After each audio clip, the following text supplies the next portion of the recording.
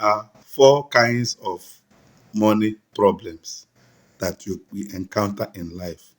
In a family, there is one stubborn person that always bring out him or herself to break the family's genes of poverty.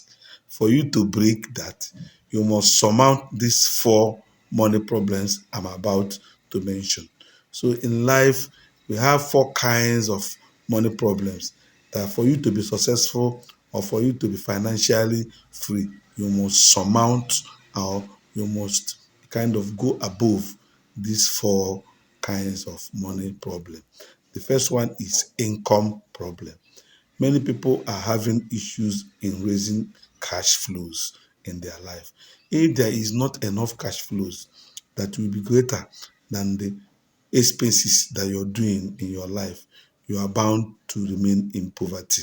For you to be successful and to be financially free, you must kind of have a different streams of income that will generate enough income that will be able to take care of your needs, basic needs. If your incomes are below your expenditure, you will have an issue. So income problem. Many people knows how to do all the other ones, but they mostly have that income problem. They don't know how to generate cash, or most of them is only through salary that they are having their income. They don't have any other source of income.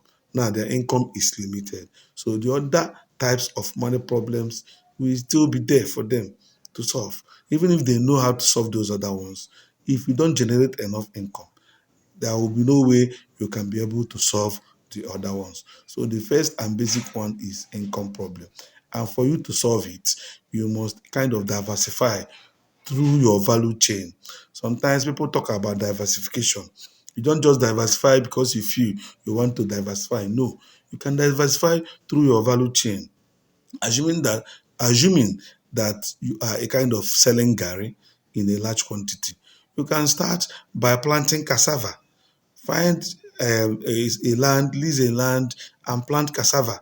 Then find a machine that they use in grinding that cassava. Then find the machine that fries the cassava to gari before you can sell. In that way, you have developed another three solid businesses within that your value chain.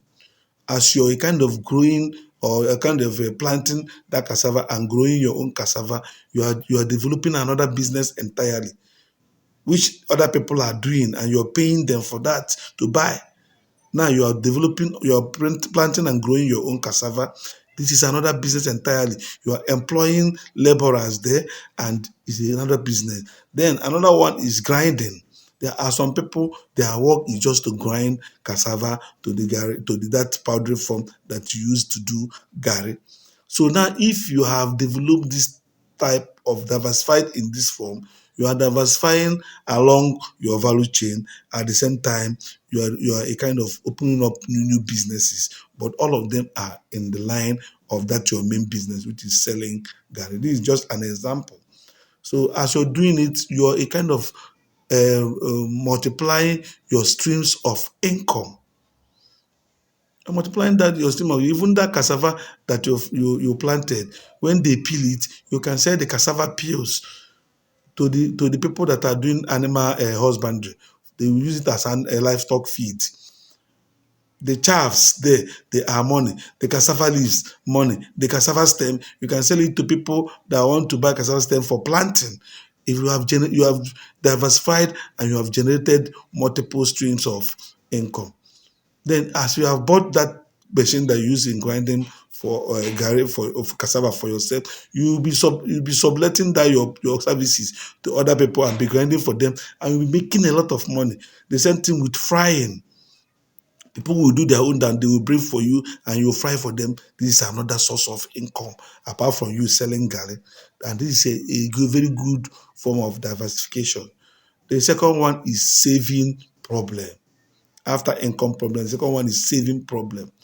If you have diversified and you are generating a good cash flow, you have enough income to kind of take care of your expenses. The next one is savings. If you don't know how to save, you will never be rich. Some people say that savings is not it. No, anybody that tells you that is lying. Save first before you spend. Some people spend before they save. That is where the problem is. Save before you spend. Once you bring that your income, you take out some percentage for savings and you share the other ones according to your expenses, according to your the ones that you plow back into your business and the ones that you save as your emergency funds during the time of emergency. So if you can do that, you save very well, you know how to save, you can never be poor. You can also save for other things. You can save for investment, you can save for a particular purpose. So that is it. And if you cannot save, there is no way you can generate a lump sum amount of money to take one care of one thing or the other. So savings is a very, very good way of kind of attaining financial freedom. So if you're having savings problems, you can never, never, never be rich. The next thing is investment problem. Many people don't know how to invest. Sometimes it's very good for you to save that money that you have saved. You don't leave it in a bank, because when you leave a lump sum amount of money in a bank, that interest is not enough, because the inflation must have eaten into that your interest in the bank. So what you should do is make sure that that money that you're saving, you bring it out and invest it in something. It can be real estate, it can be stock, it can be bond, it can be anything, money generating investment, so that your money can be working for you. That money that will stay in the bank will be raising another money for you, and you're still doing your normal 9 to 5 job or your normal business.